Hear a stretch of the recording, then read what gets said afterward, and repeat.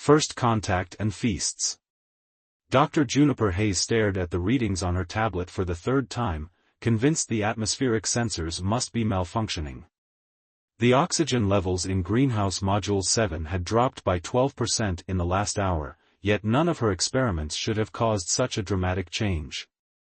Something was consuming oxygen at an alarming rate, and it wasn't her carefully cultivated alien flora.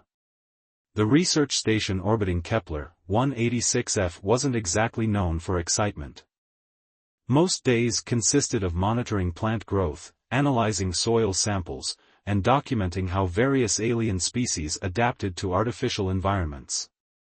That's why Juniper had chosen this posting. After the chaos of the Earth-Mars conflict, she'd wanted nothing more than peace, quiet, and the company of her beloved plants. A crash from the far end of the greenhouse shattered that illusion. Juniper spun around, her heart racing as she caught a glimpse of something large moving between the rows of bioluminescent fungi she'd been cultivating. The motion sensors hadn't triggered any alarms, which meant whatever it was had somehow bypassed the station's security systems. "Hello?" she called out, immediately regretting the decision. In every horror movie she'd ever watched, that was typically the last word spoken before something terrible happened. But what emerged from behind the glowing mushrooms wasn't terrible, it was magnificent. Two creatures, each roughly the size of small shuttlecraft, uncurled themselves from behind her research specimens. Their scales shifted colors like oil on water, and their eyes glowed with an intelligence that made Juniper's scientific mind race with questions. They were clearly reptilian in nature, but their posture and movement suggested warm-blooded metabolism. Most striking were their wings, currently folded against their bodies but clearly capable of spanning the entire width of the greenhouse. The slightly larger one opened its mouth, revealing rows of teeth that could have easily crushed the reinforced steel walls of the station. Instead of attacking, it spoke in perfect universal standard, though the voice had an odd resonance that made Juniper's teeth vibrate. "Forgive our intrusion, keeper of gardens. We detected life-sustaining vegetation and could no longer resist. Our ship's nutrients were depleted 3 cycles ago." The second creature, with slightly more iridescent scales, added, "We would have requested permission properly, but your station's communications appeared primitive. We feared causing damage by attempting contact." Juniper's training kicked in, both as a scientist and as someone who'd dealt with first-contact situations before. She kept her voice steady, though her hands shook slightly as she set down her tablet. "I'm Dr. Juniper Hayes, xenobotanist. You're welcome to explain why you're in my greenhouse, but first, you said you were hungry?" The larger one's tail twitched, creating a small windstorm that rattled several specimen containers. "I am Xyrox, and this is my clutch mate Nixis. We've traveled far, fleeing from complications.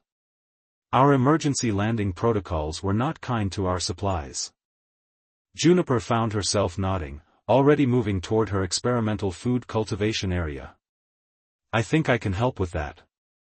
I've been working on adapting Earth cooking techniques to alien vegetation. Would you be interested in trying something new?" Their eyes widened in perfect synchronization, and Juniper noticed how their scales shifted to a warmer hue. Excitement, perhaps? Or anticipation? "You would share your sustenance?" Nixis asked, head tilting at an angle that reminded Juniper of curious birds. "Without knowing our origins or intentions?" "Well," Juniper said, pulling out several containers of her most successful hybrid vegetables, "in my experience, diplomatic relations always go better on a full stomach. Besides, I've been dying to have someone other than my automated systems taste test these recipes."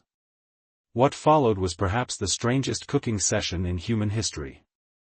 Juniper found herself explaining Earth cuisine to 2 enormous dragon-like beings while preparing a feast of hybrid vegetables in portions sized for creatures that could have swallowed her whole. She combined Earth spices with alien fungi, created sauces from bioluminescent plant extracts, and watched in fascination as her guests sampled each dish with increasingly enthusiastic responses. "This sensation," Xyrox rumbled, carefully picking up another portion with surprisingly delicate claws, "you call it savory?" Yes, Juniper replied, trying not to show how pleased she was with their reaction. It's one of the 5 basic tastes humans can detect. Though I'm curious, how many taste receptors do your species have? 17, Nixus answered, then paused mid-bite. Though this combination is activating at least 12 of them in ways we've never experienced. As they ate, they shared stories. The siblings spoke of their home world, a gas giant's moon where the atmosphere itself contained floating gardens. Juniper described Earth's varied ecosystems, careful to stick to scientific discussions rather than probe their obvious reluctance to explain why they were fleeing. It wasn't until the meal was finished that Juniper realized something had changed. The air felt different, charged with an energy she couldn't quite identify. Xyrox and Nixus had moved closer, their scales now emitting a soft glow that matched her bioluminescent fungi. Dr. Hayes, Xyrox said formally, are you aware of the significance of what you've done? I've fed you dinner. Juniper replied, suddenly uncertain. Nixus made a sound that might have been a laugh. You've created a feast of 17 distinct dishes, each perfectly balanced for our physiology, using ingredients from 3 different worlds. On our home moon, such a demonstration of culinary mastery and cultural understanding would be. Would be what? Juniper asked, noticing how both creatures seemed to be studying her with increasing intensity. A formal declaration of intent, Xyrox finished. To join houses. To combine futures. To become, what's your Earth term? Ah, yes. Family. Juniper's mouth went dry as the implications hit her. Oh, she managed to say, oh no. The station's proximity alarm chose that moment to blare to life, announcing the arrival of multiple unidentified vessels. Juniper looked at her unexpected guests, who had both shifted to defensive postures. I suppose, she said with remarkable calm, this would be a good time to tell me who's chasing you and why my dinner apparently just proposed marriage to 2 alien royals. Cultural misunderstandings. The approaching vessels cast enormous shadows across the greenhouse's transparent dome, their hulls gleaming with intricate patterns that seemed to shift and flow like liquid metal. Juniper counted at least 7 ships, each large enough to make her research station look like a child's toy. Those would be the Royal Guard, Nixus said, wings rustling nervously. They're probably not thrilled that we chose our own mate without consulting the High Council. Juniper choked on air. I'm sorry, chose your what now? I made dinner. That's all. Just a friendly meal between a human scientist and 2 clearly not fugitive alien dragons. Xyrox's scales rippled with what might have been embarrassment. Among the Dracarian, food is sacred. The preparation and sharing of sustenance is the highest form of courtship. By creating a meal that honored both our biology and our cultural heritage, you have demonstrated qualities our people value above all others. Intelligence, Nixus added, creativity, resourcefulness, and the ability to nurture. The fact that you did this without even knowing our customs makes it even more significant. It proves it wasn't a calculated political move, but a genuine expression of. If you say love, I'm going to need stronger coffee, Juniper muttered, already moving toward her emergency supplies. The station's computer was reporting multiple incoming transmission requests, each tagged with diplomatic codes she'd never seen before. A new voice filled the greenhouse, broadcasting from the largest ship above. Honored heirs of the crystalline throne, your departure from the succession ceremony has caused considerable distress. The High Council demands your immediate return to discuss suitable binding arrangements. Juniper turned to her guests, who had the decency to look somewhat sheepish. Succession ceremony? Heirs? Please tell me you're not actually the next in line to rule the Dracarian Empire?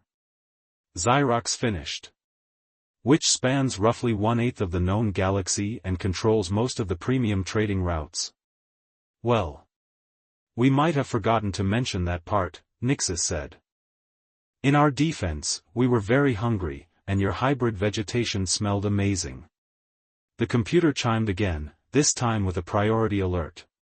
3 more fleets had just emerged from hyperspace, representatives from the Galactic Commerce Alliance, the Stellar Democratic Union, and something calling itself the eternal bureaucracy of organized species.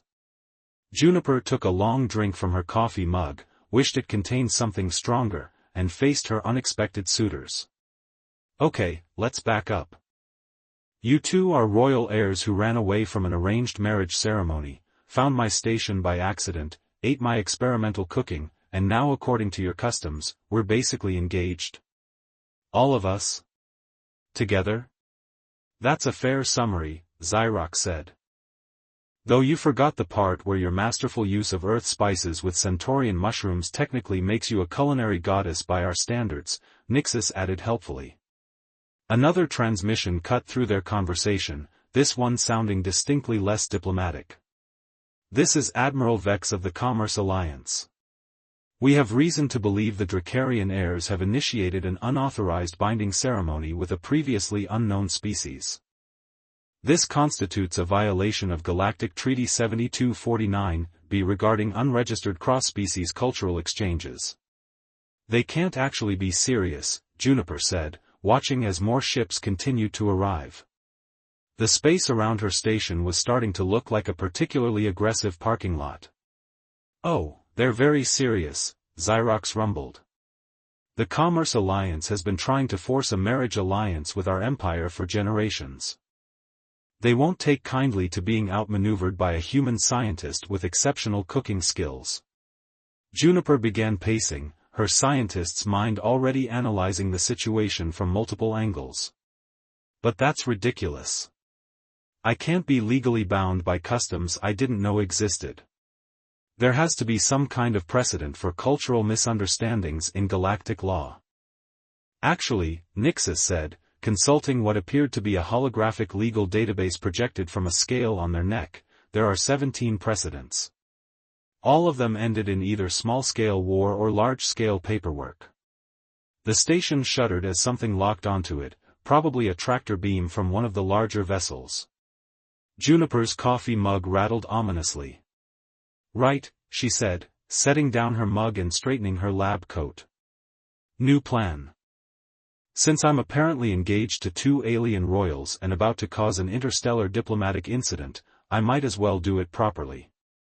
Xyrox, Nixus, I need you to tell me everything about Dracarian political structure, marriage customs, and most importantly, any loopholes we might be able to exploit.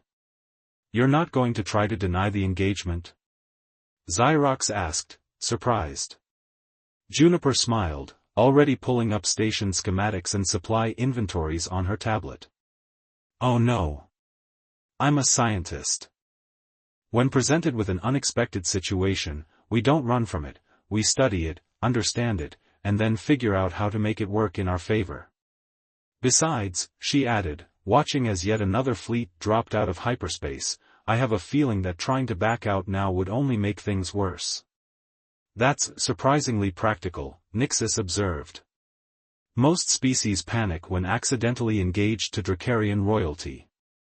I've spent the last 3 years teaching Earth tomatoes to grow in alien soil while communicating with sentient fungus, Juniper replied.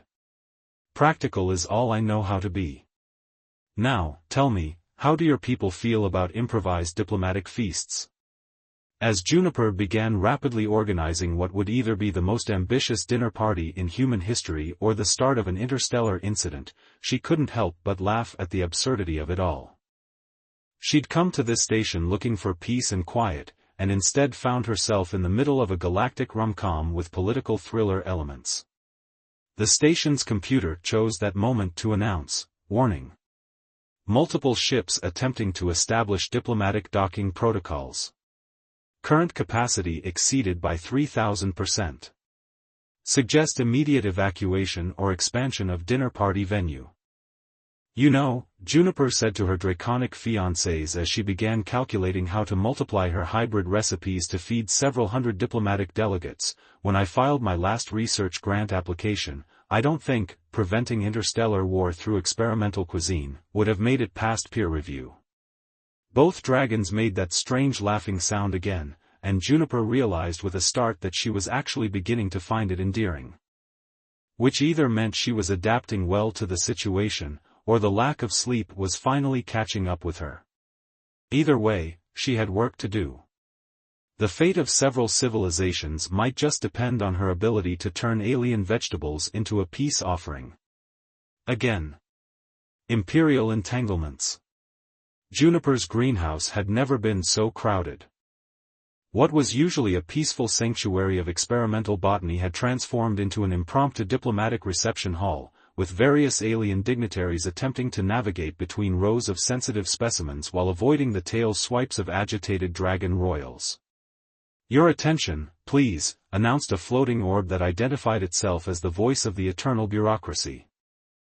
"We are now convening emergency session 47B regarding the unprecedented matrimonial incident between Dracarian imperial heirs and an unregistered sentient species representative." "Unregistered?" Juniper muttered, carefully stirring a massive vat of what she dubbed interstellar peace stew. "I've published 6 papers in the Galactic Scientific Journal." The High Council of the Dracarian Empire had arrived in force, led by the imperial matriarch herself. Unlike her grandchildren, the matriarch was a creature of pure crystalline elegance, her scales resembling diamond facets that caught and reflected light in mesmerizing patterns. She currently occupied nearly a quarter of the greenhouse's space, her presence alone causing several of Juniper's more sensitive plants to lean toward her as if she were a second son. "Dr. Hayes," the matriarch's voice resonated through the chamber like wind through crystal caves, "you have created quite the situation. The Commerce Alliance is threatening trade sanctions. The Democratic Union is calling for emergency elections. And my grandchildren are refusing all traditional mate candidates in favor of a human who grows, what did you call these again?" "Space tomatoes, your imperial radiance," Juniper replied, trying to maintain her professional demeanor while stirring what might be the most important soup in human history. Though technically they're a hybrid species combining Earth tomatoes with native flora from 3 different systems. The matriarch's multifaceted eyes studied the plants with unexpected interest. "And they grow in environments hostile to normal vegetation?" "Yes, they're quite adaptable. I've been working on creating food sources that could thrive in various alien environments. The goal is to help establish sustainable colonies and reduce dependency on supply ships." A murmur ran through the assembled diplomats. The Commerce Alliance representative, a being that seemed to be made entirely of flowing business contracts, rippled with concern. "This is precisely why we must object," it stated. "The human demonstrates dangerous levels of innovation. Allowing such capabilities to merge with Dracarian resources could destabilize carefully maintained trade dependencies." Nixus, who had been surprisingly quiet until now, suddenly reared up to their full height. "You mean it would threaten your monopoly on interstellar food distribution?" "Order," the bureaucratic orb chimed. "We must proceed according to proper protocols. First, we must establish if the human understood the implications of providing sustenance to imperial heirs." "Oh, I understand plenty now," Juniper said, turning down the heat under her stew. "I understand that this isn't actually about marriage customs or diplomatic protocols. This is about control. Control of food, control of trade routes, control of who gets to decide the future of space exploration and colonization." She pulled out her tablet, projecting a holographic display of her research data. "These hybrid plants? They're just the beginning. I've been developing entire ecosystems that could transform uninhabitable worlds into garden worlds. My space tomatoes are hardy enough to grow on meteor fragments, producing oxygen and food simultaneously." The matriarch's crystalline form shifted, creating a sound like wind chimes in a storm. "You would share this knowledge?" "I'm a scientist," Juniper replied. "Sharing knowledge is what we do. Though," she added with a slight smile, "I suppose being accidentally engaged to the heirs of an interstellar empire might help with research funding." Xyrox moved closer to Juniper, their scales shifting to match the colors of her hybrid plants. "This is why we chose to stay. Not just because of the meal, though it was extraordinary. We saw the potential. Our empire has the resources and reach to implement Dr. Hayes's innovations across thousands of worlds. The Commerce Alliance representative began to oscillate rapidly. This is unacceptable. We demand. You demand nothing, the matriarch interrupted, her voice cutting through the chamber like a crystal blade. I have made my decision. The engagement stands. Chaos erupted. The Democratic Union representatives began emergency voting procedures. The Commerce Alliance threatened immediate embargo. The bureaucratic orb started citing subsections of galactic law at an alarming speed. Juniper calmly picked up her ladle and tapped it against the stew pot. The sound rang out with surprising clarity, cutting through the diplomatic disorder. The stew is ready, she announced. It contains ingredients from 20 different worlds, prepared according to techniques from each of your cultures. Before anyone declares war, embargoes, or files additional paperwork, I suggest we eat. After all, she added, looking pointedly at her draconic fiancés, sharing food seems to be how all this started. The matriarch made a sound that might have been laughter. Well played, future granddaughter. Well played indeed. As Juniper began serving what had to be the most politically charged meal in history, she caught sight of something unusual through the greenhouse dome. More ships were arriving, but these weren't diplomatic vessels. They were garden ships, massive biological constructs used by some species for agricultural purposes. Those, Nixus whispered, noticing her gaze, would be our supporters. Several agricultural guilds caught wind of your research. They're rather excited about the possibility of a scientist queen who knows how to make things grow in impossible places. Juniper watched as the new arrivals took up defensive positions around her station, their living hulls glowing with photosynthetic energy.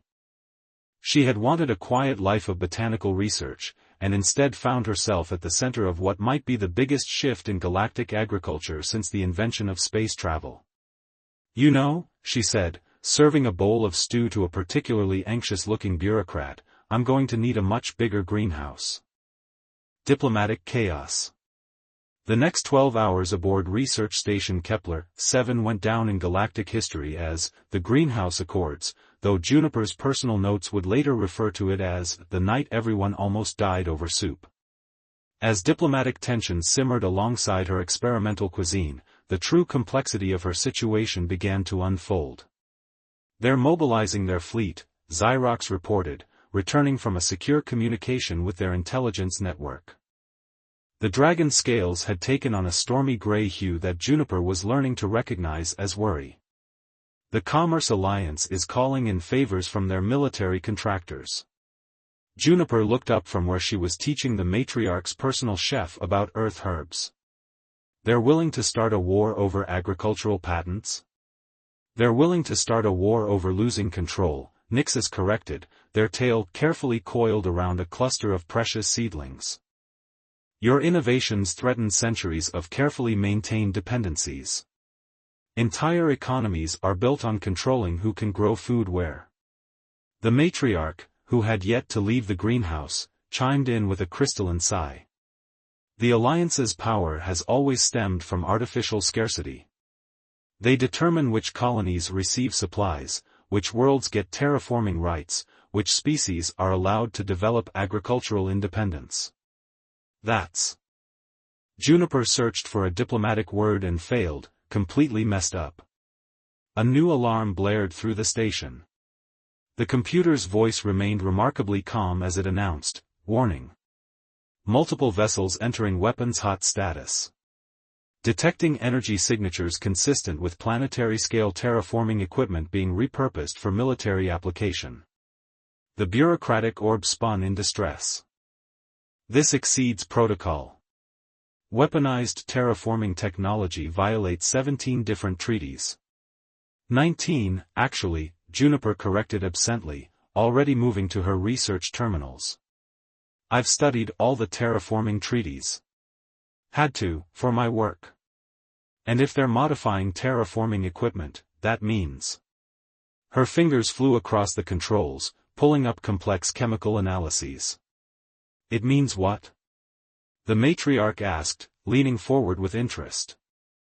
It means they've just handed us an advantage, Juniper said, a slight smile playing at her lips. Those systems are designed to interact with biological matter on a molecular level. But I've spent years studying how to make plants grow in impossible conditions. I know exactly how to disrupt their weapons without harming any living tissue. She turned to her draconic fiancés. How quickly can you get me access to your empire's agricultural databases? Instantly, Xyrox said, pressing a crystalline scale that projected a holographic interface. Though I don't see. Trust me, Juniper interrupted, already diving into the data. I need to cross-reference something about bacterial resistance in deep space farming colonies. The Commerce Alliance's ultimatum arrived just as Juniper finished her calculations. Their representative had shifted from its usual contract paper appearance to something more resembling a stack of angry legal notices. You have 1 standard hour to surrender the human scientist and her research, it declared. The Dracarian Empire must also relinquish all claims to independent agricultural development. Failure to comply will result in immediate demonstration of our terraforming deterrent. That's not very bureaucratically proper of them, Juniper muttered, finalizing her modifications to the station's transmission array. No forms filed in triplicate, no waiting period for administrative review. The matriarch made a sound like tinkling crystal. You seem remarkably calm for someone being threatened with advanced weapons. Oh, I'm terrified, Juniper assured her, double-checking her calculations. But I'm also a scientist who specializes in making things grow where they shouldn't. And right now, that's actually the perfect qualification for stopping things from growing where they shouldn't. She turned to the assembled diplomats, agricultural guild representatives, and increasingly anxious bureaucratic entities. I need everyone's attention. What I'm about to do might look a lot like magic, but it's actually just very aggressive botany. The station's external sensors lit up as the Commerce Alliance ships began powering their converted terraforming arrays. Streams of engineered biological matter started pouring forth, designed to rapidly transform anything they touched into Alliance-controlled agricultural zones. Juniper took a deep breath and activated her modified transmission. A wave of energy pulsed from the station's arrays, carrying with it the combined agricultural knowledge of her research and the Dracarian Empire's centuries of farming experience. The effects were immediate and spectacular. The Alliance's biological weapons encountered Juniper's transmission and bloomed. Instead of destructive transformation, the engineered matter burst into hundreds of thousands of flowering plants, turning the weapons into an impromptu space garden. What? What have you done? The Alliance representative flickered in confusion. I introduced your weaponized terraforming agents to some very enthusiastic hybrid pollen, Juniper explained, watching as the space around her station transformed into a floating field of bioluminescent flowers. They're now much more interested in reproducing than following your genetic programming. Also, they're broadcasting their new genetic codes to every agricultural system in range. You can't do that. The representative was practically shredding itself in outrage. Those are proprietary biological agents. Actually, the bureaucratic orb interjected, sounding almost gleeful, according to Galactic Treaty 7249b, Section 12, Paragraph 7, any biological agent deployed as a weapon automatically enters the public domain for purposes of scientific study and defense. Dr. Hayes's response constitutes a legitimate scientific countermeasure. Nixus and Xyrox moved to flank Juniper, their scales now glowing with pride. The matriarch's crystalline form sparkled with what might have been approval. Well, Juniper said, watching as her impromptu space garden continued to grow, I suppose this means the wedding is still on? Choice and consequences. 3 days after what the galactic media was now calling the flowering incident, Juniper's research station had become the unlikely center of a diplomatic revolution. The space around Kepler 186f was still blooming with her hybridized plants, their bioluminescent petals creating patterns that could be seen from neighboring star systems. The agricultural guilds are calling it the Garden of Haze, Nixis informed her, carefully helping Juniper catalog samples from the accidental space garden. They're already adapting your defensive pollination technique for peaceful purposes. Apparently, it's excellent for rehabilitating dead worlds. Juniper looked up from her microscope, where she'd been studying how her plants had adapted to vacuum exposure. Please tell me they're not naming things after me. I have enough trouble with peer review without being turned into some kind of botanical legend. Too late, Xerox rumbled cheerfully, entering the greenhouse with a stack of holographic documents. The Commerce Alliance's Replacement Council has officially recognized your methods as the new standard for interstellar agriculture. Though they did insist on filing the paperwork in quintuplicate. The aftermath of Juniper's innovative defense had reshaped more than just the space around her station. The Alliance's weaponized terraforming attempt had backfired spectacularly, leading to a complete restructuring of their leadership. It turned out that turning their own biological weapons into a public garden hadn't done much for their credibility. The matriarch, who had taken to visiting daily under the pretense of cultural exchange, materialized near Juniper's workstation in a shower of crystalline light.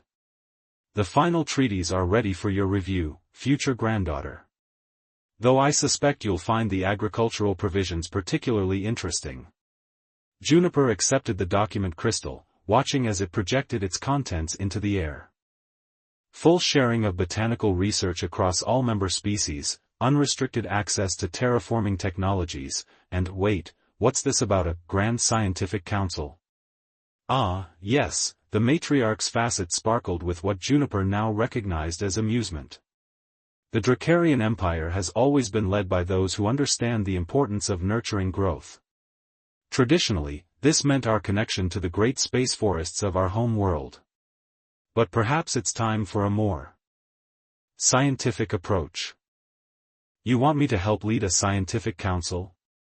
Juniper asked, already seeing where this was going. While being married to your grandchildren? Who are still heirs to the empire? Actually, Nixis interjected, their scales shifting to a warm, encouraging gold, we were thinking you might want to lead it. The Empire has never had a human-dragon hybrid leadership before. It could be quite revolutionary. Juniper sat back in her chair, looking around at what her life had become.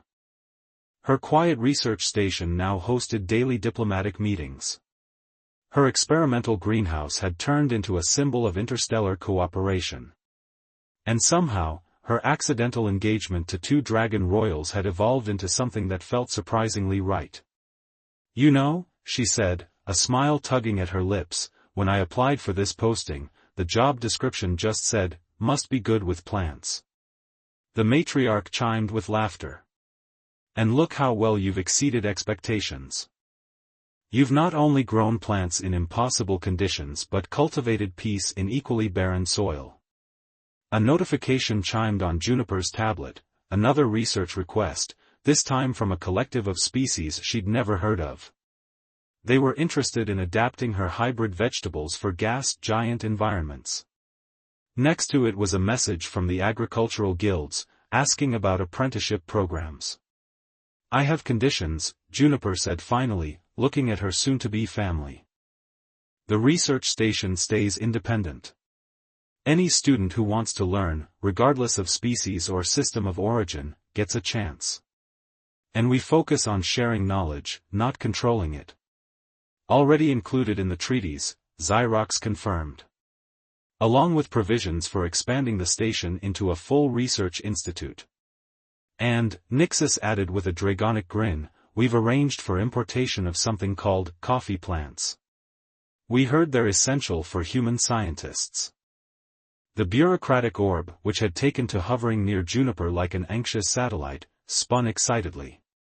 Shall I begin processing the formal acceptance documents? I have all the proper forms ready in 73 different formats. Juniper looked out through the greenhouse dome at her floating garden, then at the two dragons who had crashed into her life and somehow made it exponentially more interesting. She thought about all the worlds that could benefit from her research, all the species that could learn to grow and thrive in places they never thought possible.